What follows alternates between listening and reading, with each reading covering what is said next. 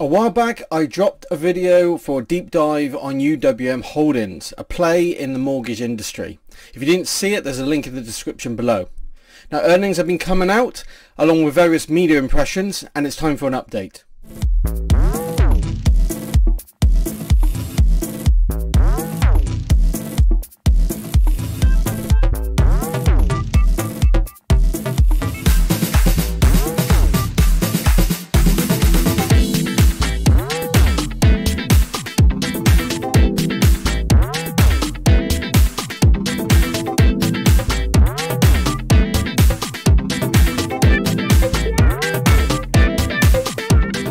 Right, so UWM have been on a downtrend as of late, falling to $7 in August from their previous high of $10 back in June. The basic information you need to know is that there is a retail and wholesale mortgage market. Retail tend to sell directly to the customer, whereas wholesale mortgage providers tend to sell to brokers who are looking for the best rates in the market. Now UWM, led by their CEO Matt Ishbia, have been reiterating their goal of becoming the #1 mortgage seller in the USA, defeating not just their wholesale competitors but also their retail competitors, which has meant taking on their #1 competitor, Rocket Mortgage. Now their working model is founded on technology and giving the best rates. Now recently their statement portrayed their strength of the business by delivering their best quarter of all time in terms of overall production and purchase production. And they claim their model is suitable for not just when margins are at record highs, but also when margins are compressed and purchase business drives the volume. So how has this worked out? Well, there's three ways of looking at this. Now we have the stock price, their production numbers and their finances. If we start with closed loan production, we have three main players in this sector who are seeing year-on-year growth: Rocket, UWM Holdings and Wells Fargo. Now all three have shown year-on-year growth in this area, but going by the quarterly production, only UWM have shown a significant increase in production, reaching a record closed loan volume of $59 billion. That's up 90% from second quarter last year, taking third spot away from Wells Fargo and rising closer to Rocket Mortgage, who appear to be on a sharp downward trend. This momentum represents Ishbia's plans to take Rocket's position as #1 mortgage provider within 2 to 3 years, and from a production point of view, this could be achievable. However, a major factor in loan production is the gain margin.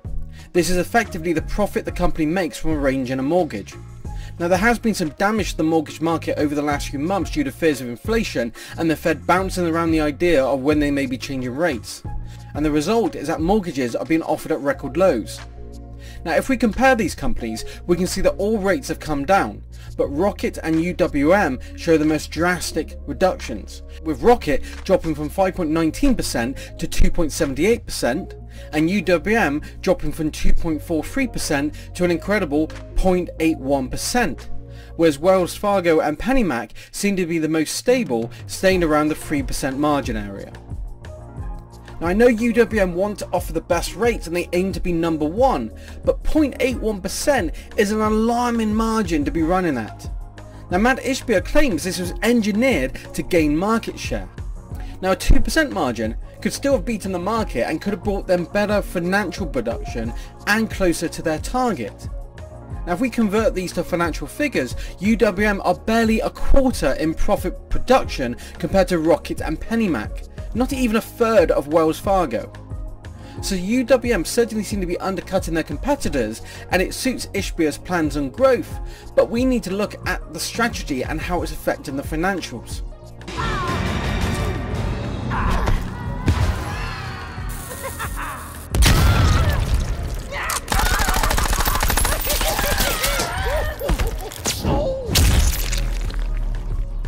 Fatality.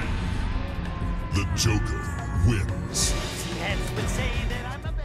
Now banks such as Wells Fargo, Bank of America, etc., they provide various financial services on top of mortgages, and it's worth noting that JP Morgan are showing some impressive year-on-year growth. So if we're looking for a pure financial sector play, I'll be digging into that further. But for now, we need to focus on the mortgage market.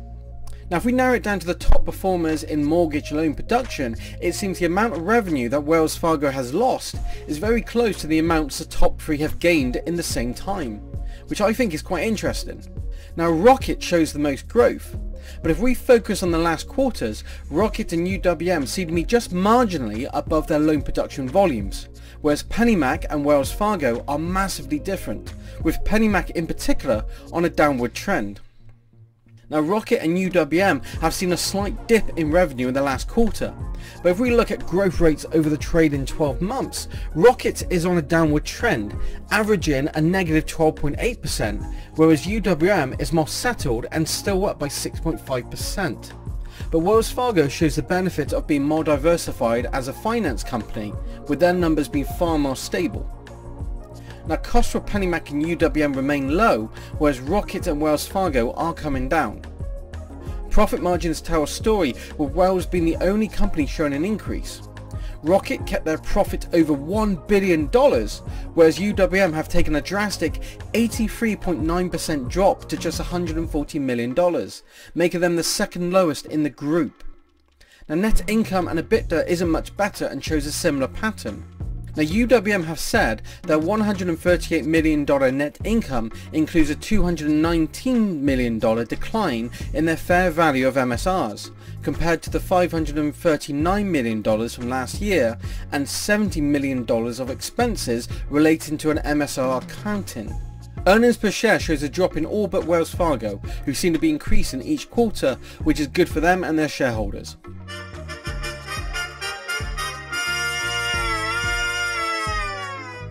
Still on a positive, total assets show they've made some substantial gains here, averaging 24.9% growth by quarter, moving back in line with their objectives. Cash is up by averaging 22.6%, liabilities are up by 86.4% from last quarter, but UWM's key strength comes from their equity, which has been growing steadily and is up to $2.69 billion. Which is an 83% increase from their $1.47 billion from last year. Their debt to equity ratio is down to 1.19 compared to Rocket's 1.3. Now UWM have also commenced their stock buyback scheme, purchasing 790,599 shares over the second quarter. My take on the financials is that Matt Ishbia's ambition to be the #1 mortgage provider has caused the company to narrow their profits drastically to unnecessarily low levels, just to get closer to Rocket's loan volume. The strategy may have worked in that sense, but it has held them back from financial growth. Rocket, PennyMac and Wells Fargo have all provided better profit margins. If we look at this methodically, from the last earnings, UWM would need to increase their margin by 385% to match Rocket's loan production volume. At a rate of 0.81%, that's an increase in volume to $287 billion, which is more than all these companies combined. So they could increase their margin instead to 3.93%, but this goes against their goals. As a more realistic comparison, if UWM matched Rocket's 2.78% margin, then they would only need to grow by 41% to hit their volume, which is far more realistic. So the results show that UWM do have a working business model that can compete with the major mortgage and financial players on the market, and that's not to be sniffed at. Now UWM can improve as they have plenty of room to raise their rates, remain competitive and move closer to taking the lead on the financial side. Ishbia has stated that UWM have the tools and technology in place to prepare them for when the Fed eventually raises rates, when they can outmaneuver their competitors. But the Fed still hasn't committed to a time on this. I'm hopeful that when it does, the tables will turn. But I am concerned about recent reports where they may be accepting cryptocurrency as a form of payment, as the volatility it introduces to the company is far from ideal. Their ability to profit on this will be determined by how they handle the currency. They could convert it immediately into cash for a stable exchange, or they could risk a strategy of holding the currency on the hope it rises again. Holding on to the currency backfired on Elon after all. So it's a hustle. Yeah, it's a hustle. Why didn't you say that, man? Don't fall to everybody. It's a hustle. To the moon.